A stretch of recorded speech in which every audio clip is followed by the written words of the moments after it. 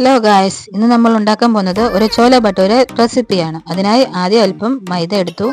പിന്നെ നല്ല ക്രിസ്പി ആയിട്ടിരിക്കാൻ വേണ്ടി അതിലല്പം സൂജിയുടെ റവ ചേർത്ത് കൊടുത്തു. പിന്നെ അതിലല്പം ഉപ്പ്, കുറച്ച് നെയ്യ്, പിന്നെ നമ്മുടെ സോഡാപ്പൊടി, പിന്നെ തൈര്, കുറേയേറെ തൈര് വേണം. തൈര് ഒഴിച്ച് എല്ലാം നല്ലപോലെ ഒന്ന് മിക്സ് ആക്കി എടുക്കണം. ആദ്യം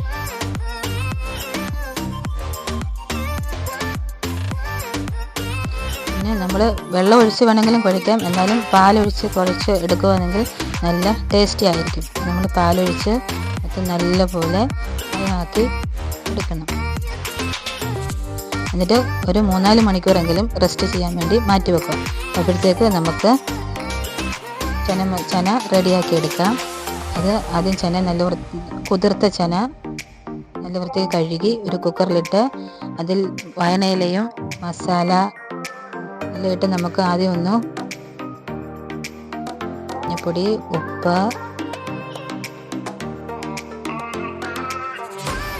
കുറച്ച് വെള്ളം കൂടെ ഒഴിച്ച് നന്നായിട്ട് വേവിച്ചെടുക്കാം.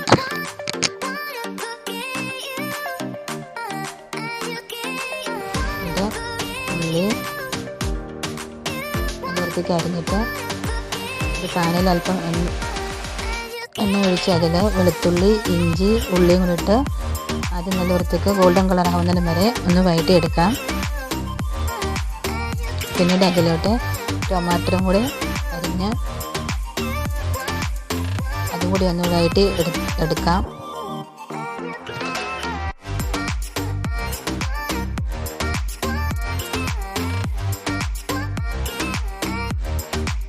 ഇത് നമുക്ക് നല്ലതുപോലെ മിക്സിയുടെ ജാറിലിട്ട് പേസ്റ്റാക്കി എടുക്കണം.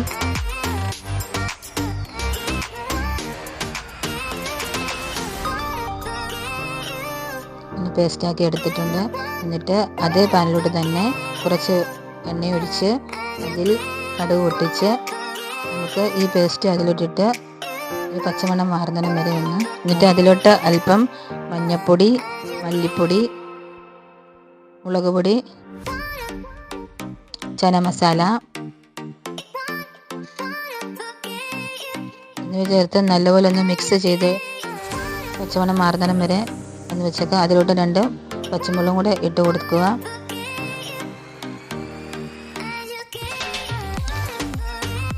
എന്നിട്ട് നമുക്ക് അതിലോട്ട് വേവിച്ച് വെച്ചിരിക്കുന്ന ചന ഇട്ട് കൊടുക്കാം.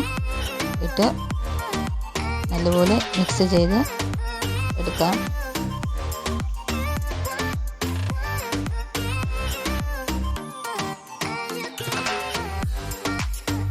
അതുപോലെ മാംഗോയുടെ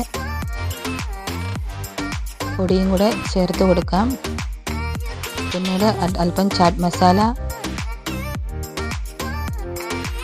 എന്നിട്ട് അതിലോട്ട് അല്പം കസ്തൂരി മേത്തിയുടെ ഇലയും കൂടെ കൈകളിൽ വെച്ചൊന്ന് തിരുമ്മി ഇട്ട് കൊടുക്കാം. അപ്പം നല്ലൊരു ഫ്ലേവർ കിട്ടും കറിക്ക്. എന്നിട്ട് അതെല്ലാം കൂടെ ഒന്ന് ഇളക്കി യോജിപ്പിച്ച്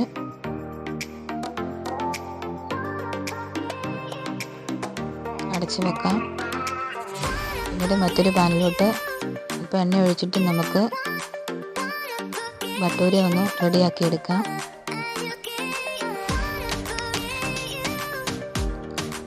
ഓരോ ചെറിയ ഉരുളകളാക്കി ഭട്ടൂര നമുക്കിനി റെഡിയാക്കി എടുക്കാം. അപ്പോൾ കറി ഒന്ന് പറ്റി വന്നപ്പോഴത്തേക്ക് അതിലോട്ട് നമുക്ക് അല്പം മല്ലിയിലയും കൂടെ ചേർത്ത് ഇളക്കി അടച്ച് വെക്കാം. എന്നിട്ട് നമ്മൾ ചൂടായ എണ്ണയിലേക്ക് ഓരോ ഭട്ടൂര വെച്ച് ഇട്ട് കൊടുത്ത് പൊരിച്ചെടുക്കാം. ഇങ്ങനെ എണ്ണ എടുത്ത് മണ്ടക്കട തൂവി കൊടുക്കാമെങ്കിൽ നല്ലപോലെ മുരിഞ്ഞ് വരും. നമുക്കതൊന്ന് തിരിച്ചിട്ട് നോക്കാം.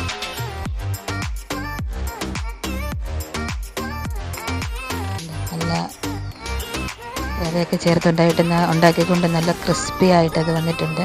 അങ്ങനെ ഓരോന്നും നമുക്ക് ഇങ്ങനെ ഉണ്ടാക്കിയെടുക്കാം.